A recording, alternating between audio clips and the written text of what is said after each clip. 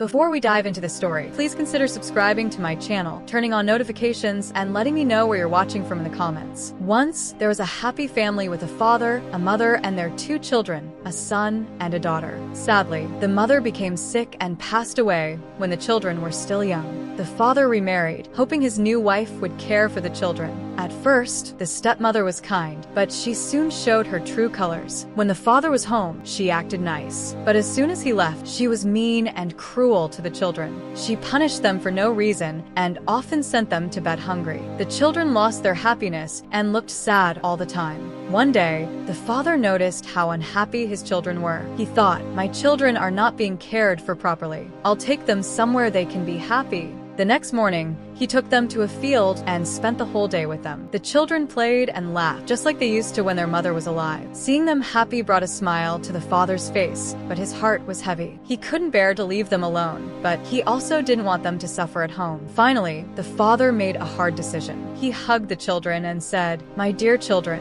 I can't stand to see you suffer anymore. Stay here in the field and don't come home. I'll send food to you every day and make sure you're taken care of." The children hugged him tightly. The father walked back to the village, and as the sun set, the children watched him leave until he disappeared from sight. That night, the children were scared and huddled together in a small hut in the field. The older brother hugged his younger sister and said, "Don't worry, I'm here to protect you." They stayed close and eventually fell asleep. The next day, the children felt sad but also a little happy to be away from their cruel stepmother. Meanwhile, in the village, the father brought home food for the children. He told his wife to prepare the food and send it to them. However, the stepmother sent horrible things instead. She wrapped husks and ashes in banana leaves and sent rat droppings instead of meat. This went on for days. The children couldn't eat the food and survived by eating maize and berries from the field and forest. Months later, the father returned to visit his children. He called out, "My children, where are you?" The children, swinging from tree branches, came to the edge of the field. They recognized their father, but were scared because they hadn't seen people for so long.